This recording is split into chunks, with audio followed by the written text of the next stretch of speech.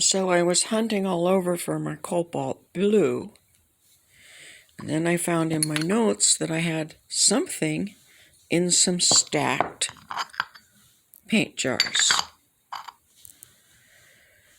And one of them said it had Payne's Gray in it. This is Payne's Gray. These are all dry, okay? These are a water-based paint here, but you notice how it is very, very matte.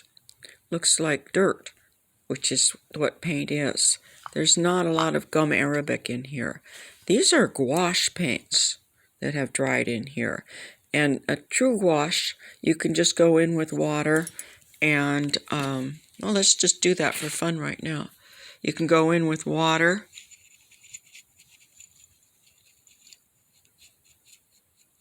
And this is why people like gouache for painting on location. They can get an opaque paint that just stays in their palette.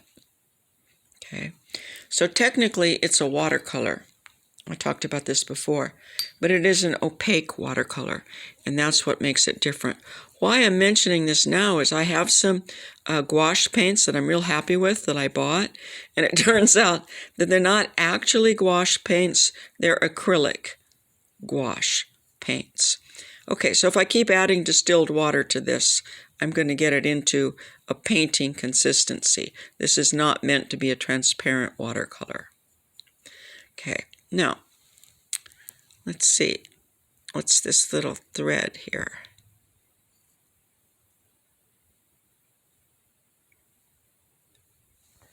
A cat hair. It's such a good camera, it looks like a thread. So now we get over here,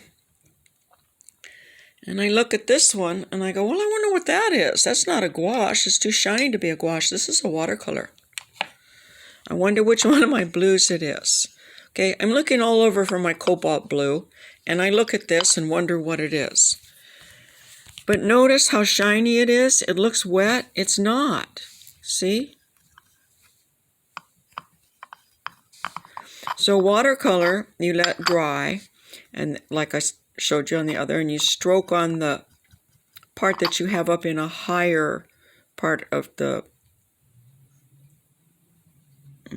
bowl that you keep your watercolor in, so that you're not constantly wetting this, because it dries out the gum arabic. But as you can see, this has been wetted and used, and it's plenty shiny.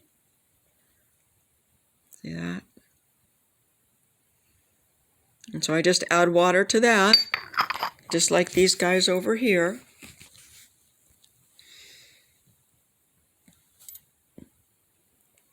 And you let it dry. Okay, now here's a terracotta brown here, and it is not wet, but you see it's got a bit of a shine, and we compare it to this one here without the shine, right? And that's obviously a gouache. This one also is slightly duller because it is an earth color. The yellow is the same. They have the largest grains of pigment.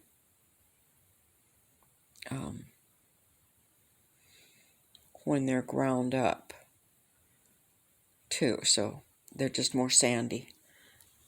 Okay, so after all of that, I still was wondering what this was, and I finally said, oh, that must be my cobalt blue. But I never did find my tube of cobalt blue. After I found this and decided that that's probably what it was, and put into my palette right here, this is still soft, and it's melting down into there. I used it, but you see I put the fresh paint, I squeeze it up on the edge to keep it from running down, because it does run down in there. But anyway, I found this one, my French ultramarine, and it is series 3. 3, which is not the quality that I like to use, but it's a nice color. It may be less permanent, I'm not sure, I have to look it up. So after all of that, look, these have been on my palette all this time.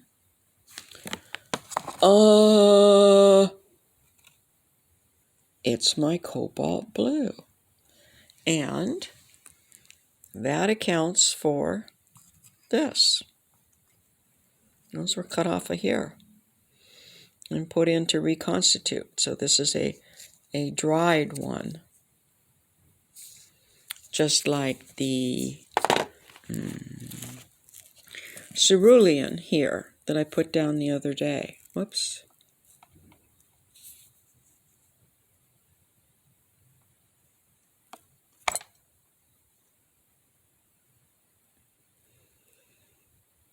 That's my selected list. Well, this is series 3 too, so maybe I'm not going to be worried about that. But I do like to use selected list. Okay, and this is the one I cut off the other day, and then I actually put the lead, these are the older ones with lead, and I put the lead piece that this came out of, that I cut off, back on to keep it what moisture is in there. So this, and I didn't mention that, so this was just a chunk, a dried chunk, and what you do with a dried chunk is you just, like in ceramics too, you just wet the two surfaces and stick it down there and let it dry. And it might slide down the next time you use it, and it might not. If it does, you just push it back up there and let it dry there, and it'll stay there. And again, this is my studio palette. Okay, this is not a travel palette, but my travel palette has small little wells, and